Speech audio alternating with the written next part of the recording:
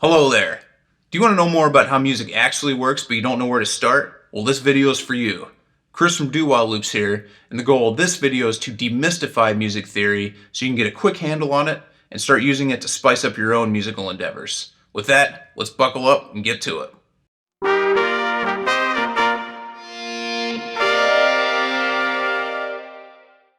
Okay, so let's first go over a few ground rules and recommendations. First off, knowing how to read music is an essential skill for learning music theory. If you don't know how, no worries. I've got a video to help you out. I'll link it here and in the description. Take a pause, go check it out, and come back when you're ready. Now, secondly, I'd highly recommend you get yourself a piano or a keyboard of some kind. A big part of learning music theory is visualizing the notes and the chords, and the piano's second to none for doing that. Doesn't need to be a fancy or expensive one, just something that'll make some sound and has at least a couple of octaves on it. And also, you don't need to be a piano player. We'll just be using this to get the sound and the visual of how notes move and relate to each other. Now, there are apps and such that you can use these days, but in my opinion, an actual keyboard is going to give you a much more tactile and concrete learning experience. Okay, with that out of the way, let's talk about our general approach here. Now, music theory can be thought of this way. We have notes, which make up scales, which make up chords, which make up keys. And this is the general way we'll go about stacking the knowledge in this video. Now that we know that, let's dive into the musical alphabet and see how it lays out on the keyboard. So the musical alphabet is the notes A through G, and this sequence repeats infinitely. As in, once we get to the note G, we just start again at A. This sequence can also start and end on any note. For our purposes here, let's start this on the note C. On the keyboard, these notes fall like this. You'll notice that these notes all fall on the white keys of the keyboard. These are what are called natural notes. So what's going on with these black keys? These are sharps and flats, and there is a pattern to how they operate. You'll notice that both E and F and B and C do not have a note in between them, while all the rest of them do. The black keys between the other notes can be thought of as the sharp of the note below it or the flat of the note above it. For example, this note here can both be called an F sharp or a G flat. This one here is an A sharp or a B flat. These notes that can be called by different names are called enharmonic notes. Here are all the notes with their enharmonic spelling from C to C. See how there are 12 notes here? That's all the notes that are available in Western music. But why are there more notes than that on my keyboard, you may ask? Well, you'll see that this pattern repeats up and down the length of the keyboard. Once you get to the next C, the same pattern of 2 and then 3 black keys repeats again. A full standard size piano has 88 keys, and here is the pattern highlighted for that size. By the way, the C called middle C, which is right here on the grand staff, is the 4th C counting from the left. Okay. So now that we know the basic landscape of what we're working with, let's take a look at what are called intervals, which are the distance between two notes. So the distance between one note and the note immediately next to it is called a half step, or a semitone. The distance between G and G sharp is a half step.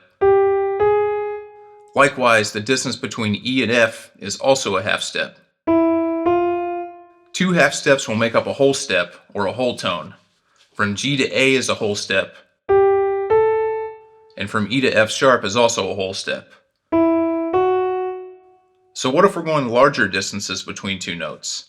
For that, we use the numbers 2 through 7, or second, third, fourth, etc. Here's a table with all the names of the intervals in it, using C as an example for the starting note. Let's break this down. So first up, we have the minor and the major second, which are equivalent to the half step and the whole step that we just talked about. Next are the minor and major third, which are 3 and 4 half steps away. In the case of C, this will be E flat and E natural. For the fourth, there is no minor or major, it's just known as a perfect fourth. This is 5 half steps away. Next is the tritone, which is 6 half steps away. This can also be known as the diminished fifth or the augmented fourth, but most commonly it's referred to as the tritone.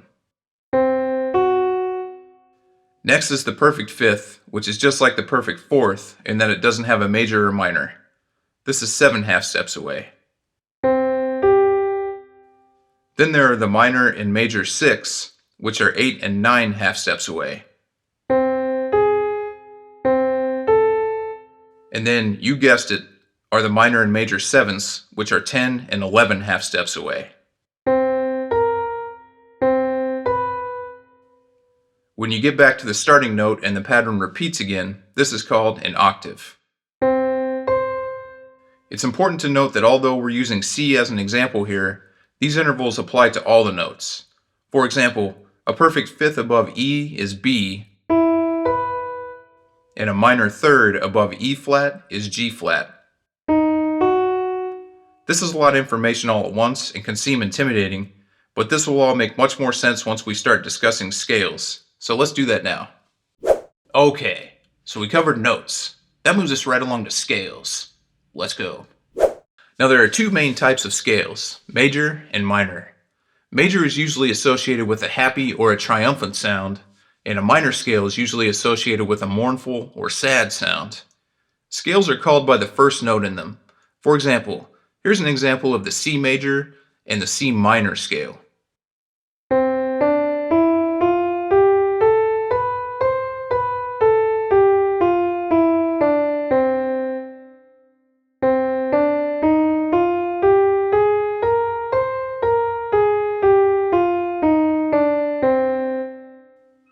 These scales are a result of a pattern of half steps and whole steps being applied to the starting note.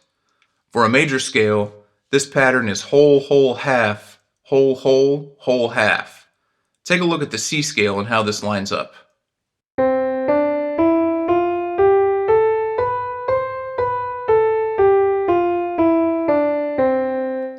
For a minor scale, this pattern is whole, half, whole, whole, half, whole, whole. Let's use A minor as this scale is all natural notes.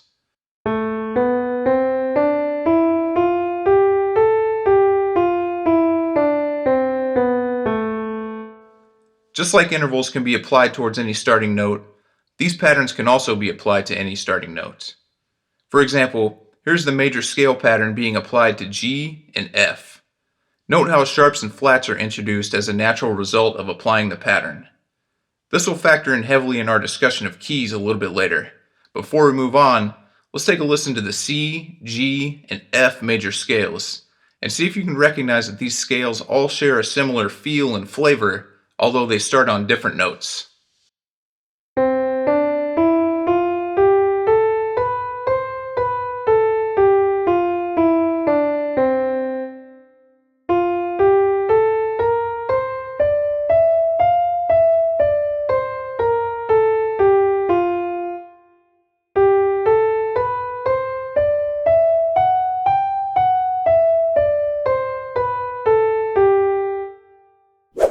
Okay, now we have our scales. Let's see how we can use these to make the next step on our process, chords. Now chords come in two basic flavors, major and minor. Chords are made by stacking thirds on top of each other. Let's use a C major scale and see how this works. For a C major chord, we have C, which is the starting note and also referred to as the root. And then we have a third above that, which is E, and a third above that, which is G. These three notes together sound like this. For any given chord, the third is usually what defines whether it's a major or a minor chord. If it is a major third, it's a major chord. If it is a minor third, it's a minor chord. Here are examples of both a C major and a C minor chord.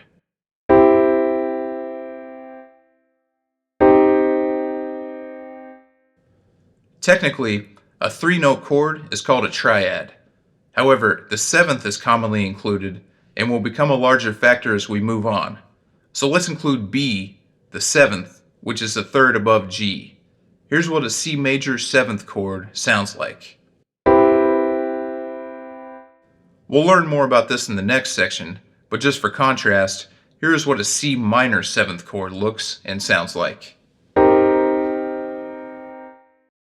Okay now, we know how to build scales, and we know how to stack chords. We can use the same logic to stack a chord starting on any given note of any given scale. And this will move us right along into the last piece of our structure, keys. So here we are back with the C major scale. As we saw earlier, stacking the root, third, fifth, and seventh in the key of C major will give us the C major seventh chord. This same technique of stacking thirds can be applied to any starting note within any scale. When you do this, you wind up with what are called diatonic chords. Diatonic means within the scale or key that you're working in. Here's a full example of the diatonic chords in the key of C major. You can see that there are several different types of chords here. Each chord is called by the number or degree of the scale that you're working with. In the case of C major, the 1 chord is a major 7th chord. You can see this has the root, a major 3rd, a perfect 5th, and a major 7th. The 2 chord, based on D, is a minor 7th chord. You can see that a minor 7th chord has a minor 3rd, a perfect 5th, and a minor 7th. The 3 chord, based on E, is also a minor 7th chord. The 4 chord, based on F, is a major 7th chord. The 5 chord is a little bit of a curveball. This is known as a dominant 7th chord. It is a major triad with a minor 7th on top. This will come in more heavily later when we talk about chord progressions. The 6th chord is a minor 7th chord, following the same pattern as before. And the 7th chord is what's called a half diminished chord, and it has a minor 3rd, a flatted 5th, and a minor 7th. We'll talk more about diminished chords and how these work later in the video as well. Here's an example of all these chords, both as an arpeggio and as a chord. By the way, arpeggio just means to hit one note of a chord at a time.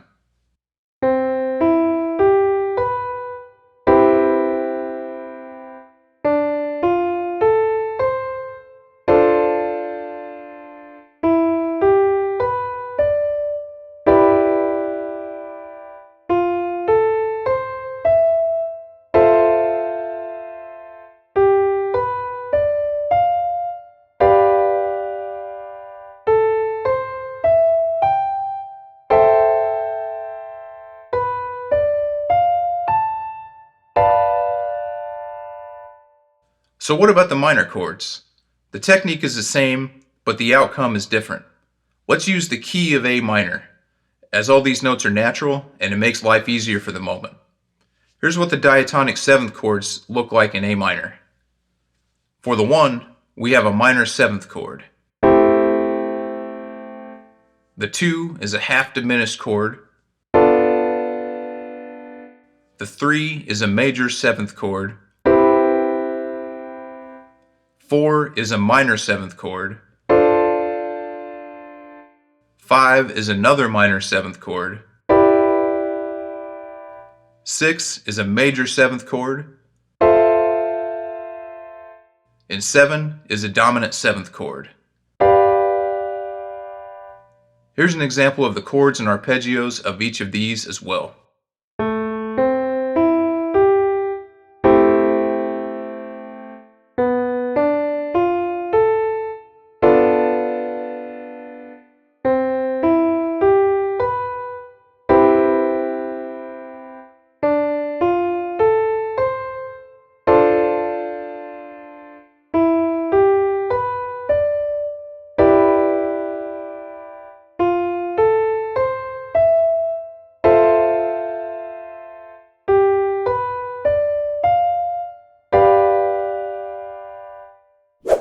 Okay, so now we have our notes, scales, chords, and keys. But so far, we've really only looked at a few examples. Given that a major or minor key can be based off any of the 12 musical notes, how do we visualize what the rest of these keys will look like? For that, we turn to the circle of fifths. So here is the circle of fifths. This looks intimidating, but all this is a visual representation of what we learned so far. This is what happens when you apply the major and minor scale formulas starting on each note. The bigger letters on the outside of the circle are the major keys, and the smaller letters are the minor keys. For example, if you apply the major scale pattern starting on C, you'll get a scale and a key with no sharps or flats. If you start on G, this will yield one sharp. Next comes D, which yields two sharps, and so on. At a certain point, it becomes too unwieldy to keep adding sharps, so flats are used until we come back around again to C. This whole thing is called the circle of fifths because each note is a fifth away from the next one. It is also known as the circle of fourths, and that's assuming you'll move left instead of right, where each note is a fourth away from the next one.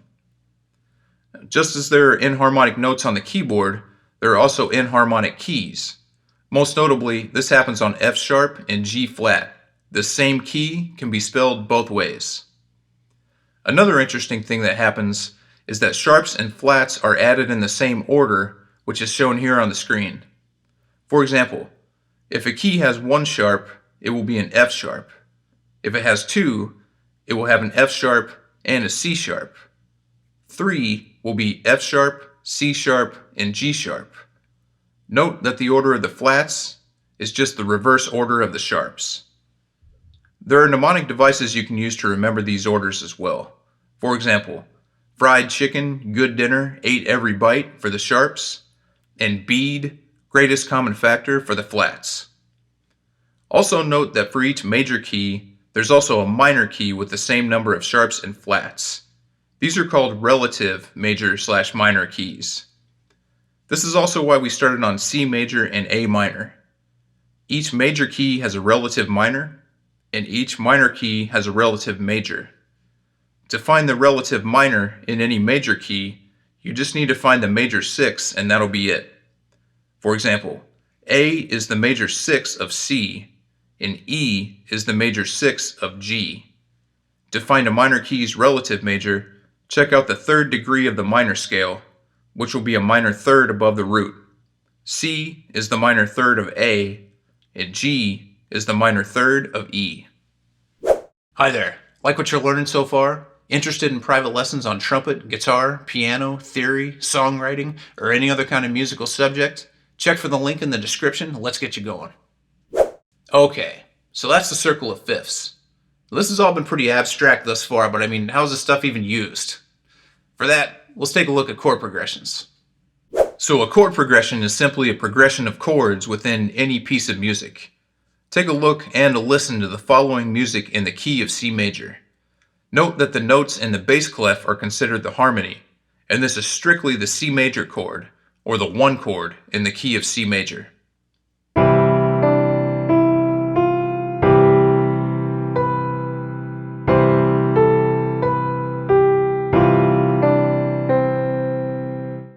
That's great, but take a listen to what happens if we sub out some of these 1 chords for 5 chords.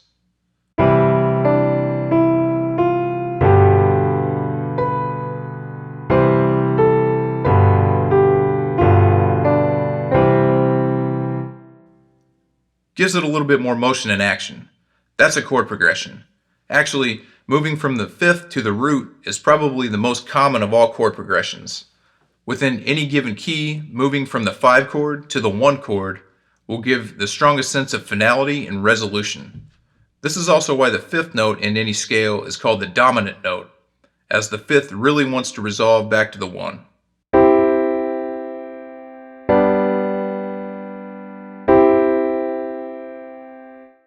Next, let's move from the 1 chord to the 4 chord and back.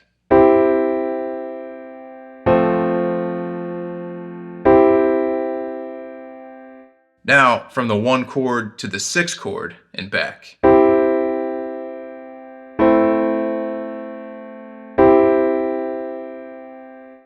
So can we have more than just 2 chords in our progression? The answer is most definitely yes. There are thousands of chord progressions, but there are a handful that repeat over and over again throughout music. Let's take a look at a couple of the most popular ones. Here's a great place to start, the blues. Here's what's called a 12-bar blues progression. we have 4 bars of a 1 chord, then 2 of the 4 chord, back to the 1 for 2 bars, then a 5, then a 4, then back to the 1 for 2 bars. And it sounds a little something like this.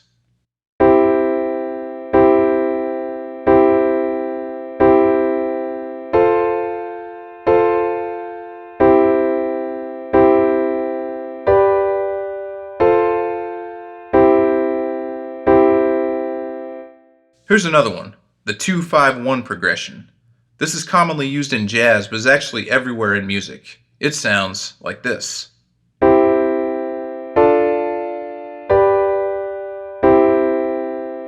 Most standard chord progressions can be spiced up by injecting extra chords into the mix. For example, let's insert a 6th chord between the 1 and 2 chords, resulting in a 1-6-2-5 progression. It sounds like this.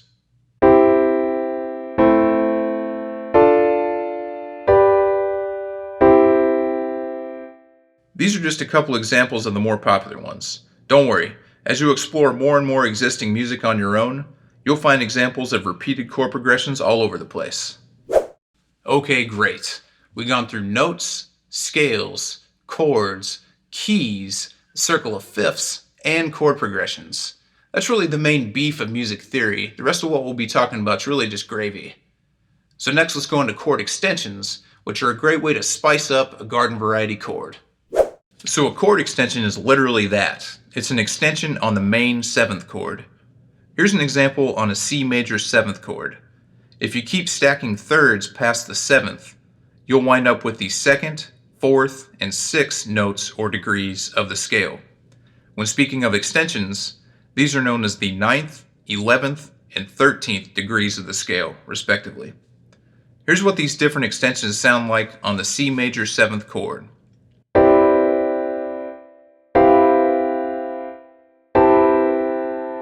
And here's an example on an A minor chord.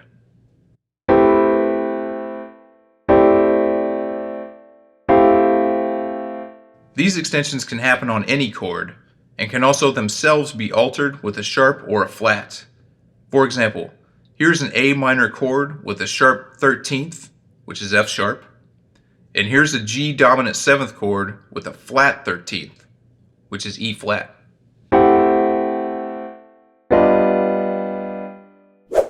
Okay, so that's chord extensions. But what happens if you change the order of the notes that the chord comes in? That's known as chord inversions. Let's check it out. So let's take it back to our original triad for simplicity's sake. A normal C chord looks like this, and is spelled C-E-G. This is called root position, because the root is at the bottom. Moving the C to the top and leaving the 3rd at the bottom is known as first inversion. And with the 5th at the bottom, you guessed it, is second inversion. These inversions can be applied to any chord, but here's the example in C major.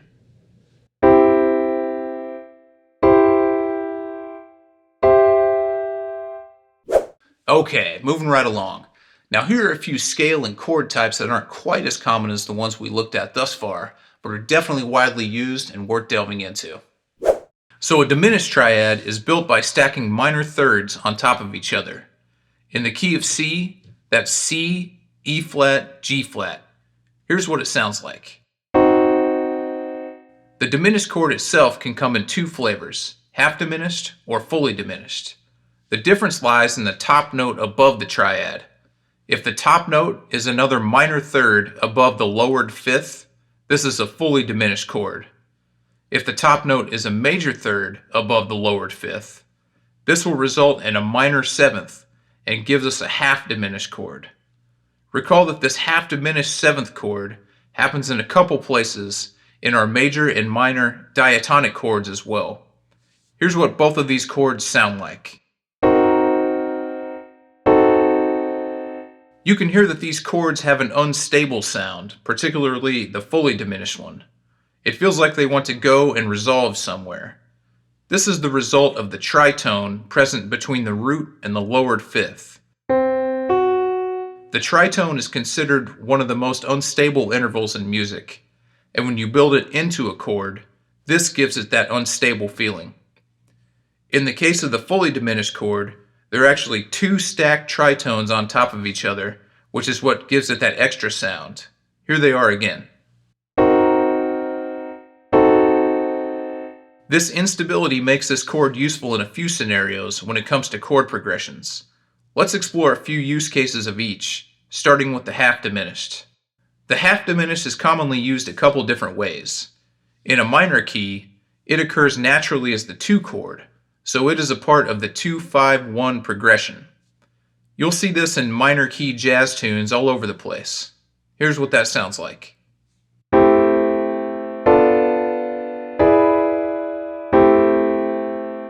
In a major key, the half diminished chord occurs as the 7 chord. This can be a substitute for the dominant chord, as it also functions as a dominant 7th, 9th chord without the root. And here's what that sounds like.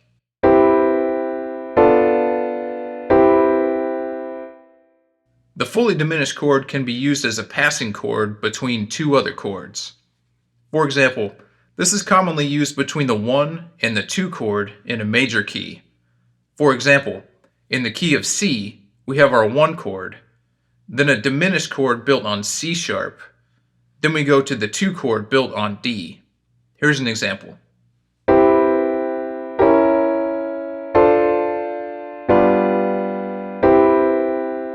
There is also a diminished scale that is used over a diminished chord. This is a symmetrical scale that alternates whole steps and half steps infinitely. For example, here is the C diminished scale.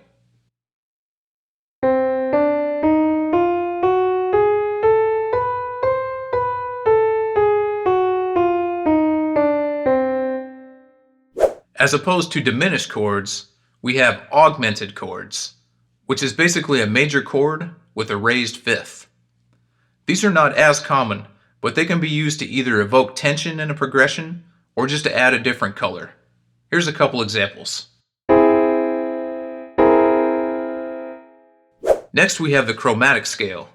This one is pretty easy to grasp. It just means to play each one of the 12 notes and not apply any of the other scale formulas to them. Here's an example of a 1-octave chromatic scale starting on C.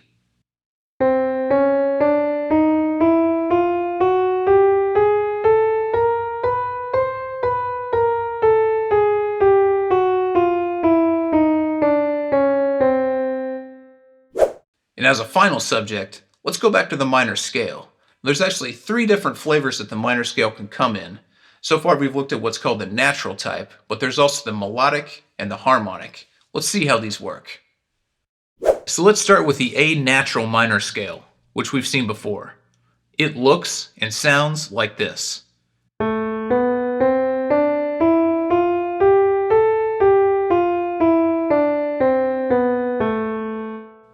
Next we have the harmonic minor scale, which is just like the natural, but it raises the 7th, like so. Here's what that sounds like.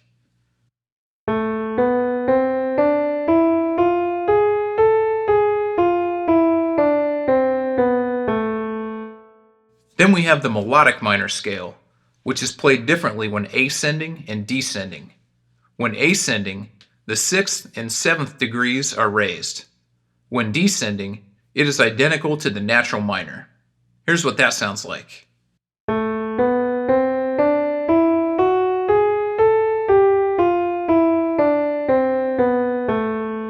These 3 different forms of the minor scale are used interchangeably throughout music to give a different feel to the proceedings. Play around with these and see which ones sound the best to your ears. So there you have it. That's music theory in a nutshell. Now that's a whole lot of knowledge, but where's the best place to actually go and practice and apply some of this stuff?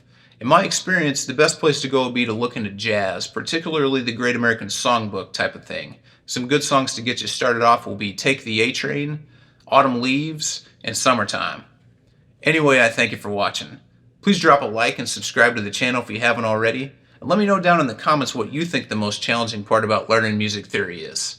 Chris from doWhileLoops, take it easy and enjoy making music.